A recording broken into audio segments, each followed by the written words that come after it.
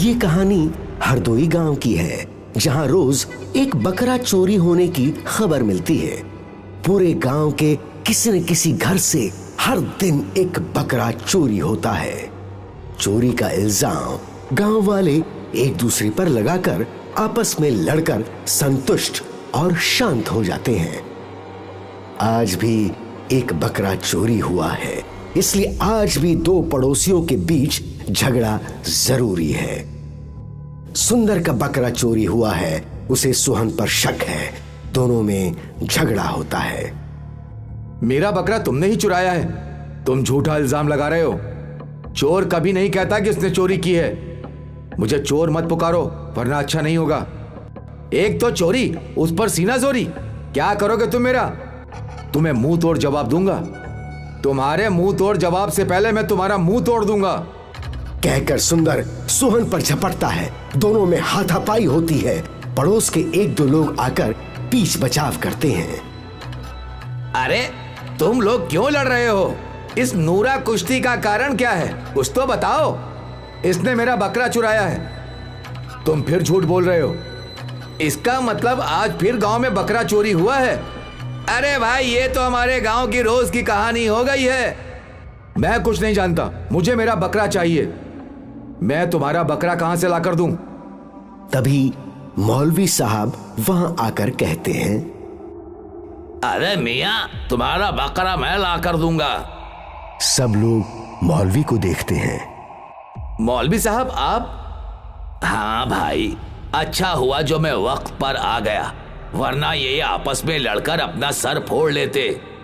मौलवी साहब, मेरा बकरा चोरी हुआ है। जानता हूं, इसीलिए तो तुम्हारे पास आया हूं। क्या मेरा बकरा मिल गया? हाँ, मिल जाएगा। तुम घर आकर मुझसे तावीज ले जाना। ठीक है। अच्छा, मैं चलता हूं। कल कल्लू का बकरा चोरी हुआ था, उसे तावीज देने जाना है। मौलवी चले जाते हैं। देखो, मौलवी साहब ने कितनी आसानी से झगड़ा सुलझा दिया। आज तुम जाकर तावीज ले लेना, कल तुम्हारा बकरा मिल जाएगा। मौलवी साहब कल्लू को तावीज देकर कहते हैं, कल्लू, ये दो तावीज हैं। एक को बड़े से पत्थर के नीचे दबा दो और दूसरा तावीज किसी पेड़ पर लटका दो। मौलवी साहब, मैं ऐसा ही करूंगा, लेकिन मेरा बकरा कब तक आ जाएगा? एक दो दिन तो लग ही जाएगा ना। पता नहीं बकरा कितनी दूर निकल गया हो। मेरा बकरा अपनी मर्जी से नहीं भागा। तो क्या कोई बकरी उसे भगा ले गई है? कहकर हंसते हैं। मेरे बकरे की जान पर बनी है और आपको मजाक सूझ रहा है। मैं चलता हूं, मुझे और भी लोगों को ताबीज देना है। हाँ, मैंने जैसा कहा है वैसा ही करना, और बकरा मिल जाए तो घर पर मिठाई पहुंचा देना। ये कहकर मौलवी साहब निकल जाते हैं। मेरा बकरा कहाँ होगा? किस हाल में होगा? कुछ दिनों से मौलवी साहब का यही काम है। वो घर घर जाकर तावीज बांट रहे हैं, क्योंकि इस गांव में बहुत से घरों से बकरा चोरी हुआ है। मौलवी साहब अपना काम कर रहे हैं तो गांव के सरपंच भी इस समस्या से परेशान हैं। वो अपनी परेशानी की शिकायत पुलिस से करते हैं। सरपंच और इंस्पेक्टर के बीच इस विषय पर चर्चा होती है। सरपंच जी, मुझे तो आपकी शिकायत लिखते हुए शर्म आ रही है। इसमें शर्म की क्या बात है इंस्पेक्टर? हम पुलिस वालों के पास जो काम है वही तो पूरे नहीं होते, और आप बकरा चोरी की शिकायत कर रहे हैं। बकरा चोरी हुआ है तो शिकायत नहीं करेंगे? अरे सरपंच जी, आप तो नाराज हो गए। मेरा मतलब ये गांव की छोटी सी समस्या है, आपस में ही सुलझा लीजिए। अब तक 100 से ज्यादा बकरे चोरी हो चुके हैं। अब ये समस्या गांव की नहीं रही है, कुछ दिनों में नेशनल इंटरनेशनल खबर बन जाएगी। अच्छा ठीक है सरपंच जी, मैं आपकी शिकायत लिख लेता हूं और बकरों की छानबीन शुरू करवाता हूं। धन्यवाद इंस्पेक्टर साहब। इंस्पेक्टर कुछ सोचने लगता है। आंख से काजल चुराने की कहावत हरदोई गांव में सार्थक होती दिखती है, क्योंकि यहाँ लाख पहरे के बाद भी हर रोज एक बकरा चोरी हो रहा है। गांव वाले रात में जागकर और दिन में पहरा देकर थक गए हैं। लेकिन बकरा चुराने वाला चोर नहीं थका। आज तो गजब हो गया। मौलवी साहब के घर में हड़कंप मचा हुआ है क्योंकि बकरा चोर ने उनके घर में भी हाथ साफ कर दिया।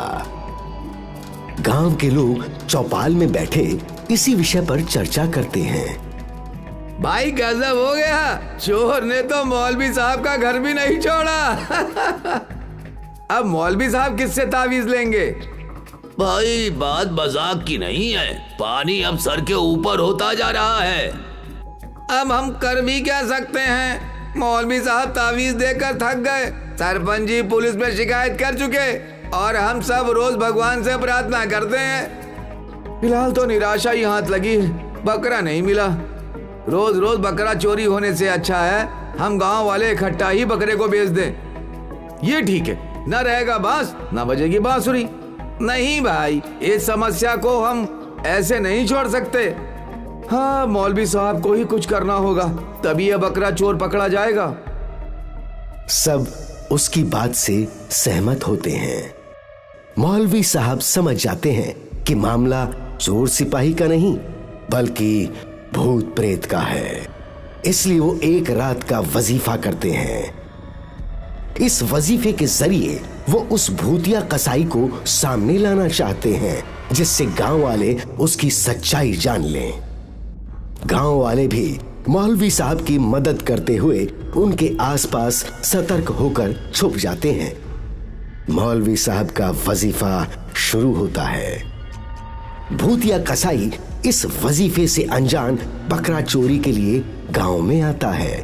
भूतिया कसाई एक सड़क पर प्रकट होता है, इधर उधर देखता है। गांव की सुनसान सड़क पर उसे एक बकरा टहलता हुआ दिखाई देता है। अरे वाह, आज मैं किस भूतनी का मुंह देख कर निकला था जो गांव में आते ही बकरा मिल गया। अच्छा है, आज किसी के घर बकरा चोरी नहीं होगा। कसाई बकरे के पास जाता है और बकरे को पकड़ना चाहता है। बकरा उसे सींग मारता है। आखिर में वो बकरे को पकड़ लेता है। जैसे ही वो बकरे को पकड़ लेता है, बिजली जैसा करंट निकलता है और भूतिया कसाई उसमें चिपक जाता है। जैसे ही चिपकता है, बकरा चिल्लाने लगता है। बकरे की आवाज सुनकर गांव के लोग अलर्ट होकर सामने आते हैं। मौलवी साहब भी अपना वजीफा छोड़कर बकरे के पास आते हैं। सब लोग वहां जमा होते हैं। भूतिया कसाई का हाथ बकरे से चिपका हुआ है। अच्छा, तो तुम हो बकरा चोर। मौलवी, तुमने क्या जादू कर दिया कि मेरा हाथ बकरे से चिपक गया? ये मेरे वजीफे का असर है। मौलवी साहब, ये कौन है और ये हमारा बकरा क्यों चुराता था? मैं इस गांव का भुल्लर कसाई हूँ। मटन की दुकान थी मेरी, जायदाद के झगड़े में मेरा कत्ल हो गया। और उस कत्ल के बाद तुम भूत बन गए? हाँ मौलवी। तुम्हारे भूत बनने से गांव वालों को कोई तकलीफ नहीं है, परेशानी तुम्हारी चोरी से है। तुम हमारे बकरे चुरा कर कहाँ ले जाते हो? मैं बकरे चुरा कर भूतों की दुनिया में ले जाता हूँ और उसे काट कर सब भूतों के साथ मिल बांट कर खाता हूँ। तुम तो मर चुके हो, फिर तुम्हें ये खाने पीने का लालच क्यों है? मौलवी, इंसान मरता है, उसकी इच्छा नहीं। तुम झूठ बोल रहे हो, मरने के बाद कोई इच्छा नहीं होती। अगर मरने के बाद भूतों की इच्छा नहीं होती तो तुम सब अपने मरे हुए रिश्तेदारों को श्राद्ध का खाना क्यों देते हो? उनके नाम से पूजा और श्राद्ध क्यों करवाते हो? फकीरों को कपड़े और दान दक्षिणा क्यों देते हो? इसका मतलब ये तो नहीं कि तुम लोगों के बकरे चुराओ? हाँ मौलवी, मैं बकरे इसलिए चुराता हूँ कि हमारे रिश्तेदार हमें भूल चुके हैं और जिन्हें याद भी है वो श्राद्ध के नाम पर ऐसा खाना देते हैं जिसे देखकर जानवर भी मुंह फेर लेता है। रिश्तेदारों की ऐसी बेरुखी हम भूतों को भी तकलीफ देती है, लेकिन हमारी तकलीफ का किसी को एहसास नहीं होता। इसलिए हमने ये एहसास दिलाने और अपनी पसंद का खाना खाने के लिए बकरे चुराना शुरू कर दिया। अगर ये मेरा अपराध है तो मुझे जो चाहे सजा दे दो, इस भूतिया कसाई की बात सुनकर आप लोग क्या कहते हैं? मौलवी साहब, ये भूत जरूर है लेकिन सच कह रहा है। हाँ, इस भूतिया कसाई ने हमारी आंखें खोल दी हैं। आइंदा हम अपने पितरों का ध्यान रखेंगे। श्राद्ध में उनकी पसंद का अच्छे से अच्छा खाना बनाएंगे। मेरी बात पर आप लोगों ने विश्वास किया, मेरे दर्द को समझा, इसके लिए धन्यवाद। मौलवी साहब, मुझे सजा दीजिए। नहीं, मैं तुम्हें सजा नहीं दे सकता। हाँ, इतना जरूर कहूंगा कि चोरी चोरी होती है, उसे किसी भी तरह से जायज नहीं कहा जा सकता। आइंदा तुम किसी का बकरा नहीं चुराओगे, ऐसी उम्मीद के साथ मैं तुम्हें आजाद करता हूं। मौलवी साहब कुछ पढ़कर उस बकरे की तरफ फूंकते हैं। वो बकरा नॉर्मल हो जाता है। भूतिया कसाई का हाथ उससे छूट जाता है। अब मैं अपनी दुनिया में वापस जाना चाहता हूं।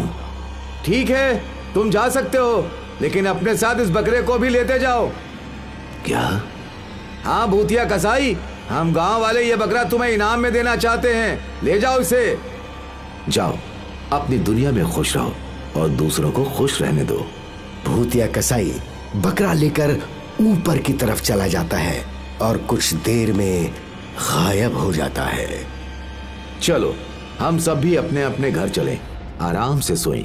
आज से हमारे बकरे चोरी नहीं होंगे। सब लोग खुश होते हैं।